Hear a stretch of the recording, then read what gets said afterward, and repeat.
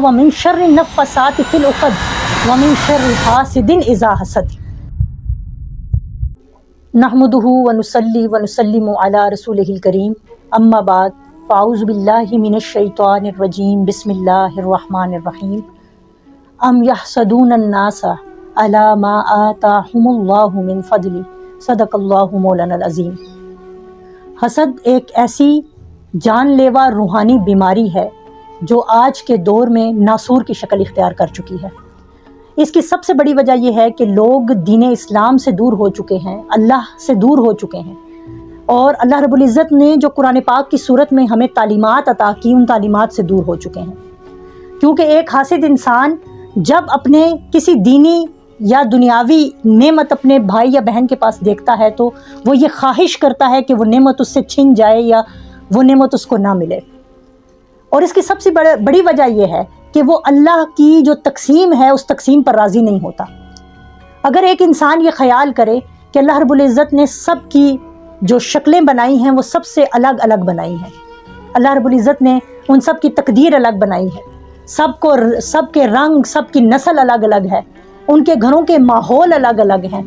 اللہ رب العزت نے ہر کسی کو الگ دنیا اور دین کی نعمتیں عطا کی ہیں، تو انسان پھر اللہ کی رضا پر راضی ہو جاتا ہے۔ اب قرآن پاک میں اللہ رب العزت نے سورہ فلق میں اپنی پناہ میں آنے کے لیے ارشاد فرمایا، وَمِن شَرِّ النَّفَّثَاتِ فِي الْعُقَدِ وَمِن شَرِّ حَاسِدٍ إِذَا حَسَدَ،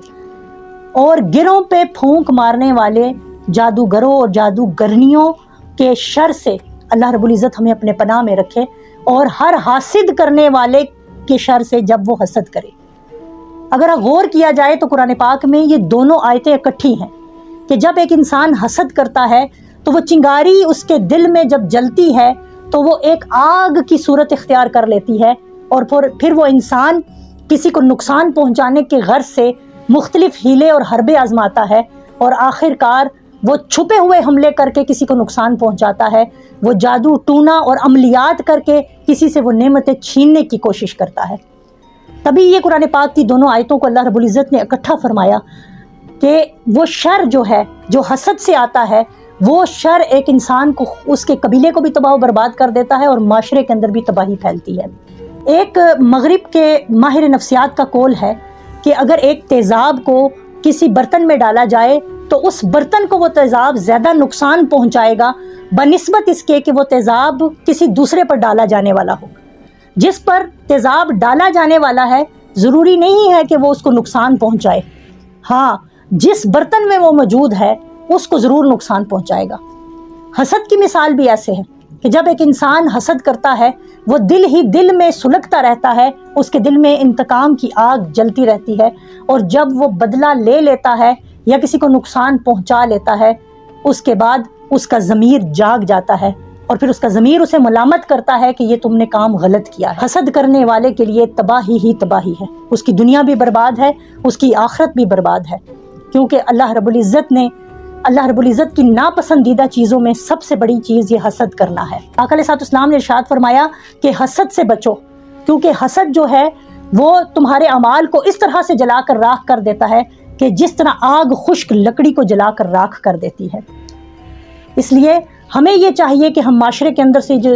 جو تباہی پھیل رہی ہے حسد کی وجہ سے، اس سے خود بھی بچیں اور اپنے ارد گرد کے ماحول کو بھی بچائیں، اپنی اولادوں کو بھی اس جان لیوا خطرناک بیماری سے بچانے کی کوشش کریں۔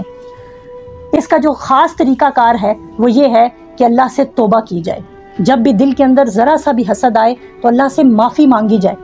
اور اللہ پاک سے دعا کی جائے کہ مولا یہ جو چنگاری میرے اندر بھڑکی ہے اس کو تو بجھا دے، اس کو تو ختم کر دے، تاکہ میری روح جو ہے اس سے کمزور نہ ہو سکے۔ اور اس کے بعد یہ کہ اللہ کی رضا پر راضی رہنا انسان سیکھ لے تو یہ بیماری انسان کے اندر نہیں پیدا ہوتی۔ اور حسد کی جو تباہ کاریاں ہیں اس پر نظر رکھی جائے کہ ایک انسان جب حسد کرتا ہے تو ظاہر ہے وہ کسی کی چغلی کرتا ہے، وہ کسی کی غیبت کرتا ہے، اور وہ اس کا روحانی سکون جو ہے وہ چھن جاتا ہے۔ جب تباہ کاریوں پر نظر ہو تو انسان کافی حد تک اس بیماری سے بچ سکتا ہے۔ اور پھر اس کے بعد حسد کا جو سبب بننے والی چیزیں ہیں، ان جو نعمتیں ہیں ان پر غور کیا جائے کہ یہ نعمتیں جس کی وجہ سے کوئی انسان کسی کے ساتھ حسد کر رہا ہے یہ تو چھن جانے والی ہیں، یہ تو عارضی ہیں، یہ تو دنیاوی ہیں، کسی کی عزت، کسی کا مال، کسی کو اللہ نے دولت زیادہ دے دی، کسی کو اللہ نے علم زیادہ دے دیا، وہ چھن جائے، تو یہ سب عارضی ہے۔ اور انسان اپنی آخرت پر نظر رکھے کہ انسان نے ایک نہ ایک دن مر جانا ہے اور اس اندھیری قبر میں اکیلے چلے جانا ہے۔ اور پھر آخر میں یہ کہ جو حسد کی عادت ہے اس عادت کو رشک میں بدلنے کی کوشش کیجیے،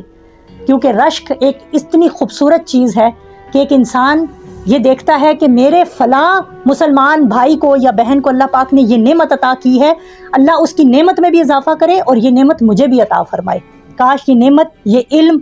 یہ دولت یا یہ خوبی جو اللہ نے اس کو عطا کی ہے وہ اللہ رب العزت مجھے بھی عطا فرمائے۔ اللہ پاک سے ہم دعا کرتے ہیں کہ اللہ رب العزت وہ باتیں جس کو وہ خود پسند نہیں فرماتا اپنے محبوب پاک صلی اللہ علیہ وآلہ وسلم کے صدقے ہمارے معاشرے کے اندر ان چیزوں کو ختم کرنے کی ہمیں توفیق عطا فرمائے۔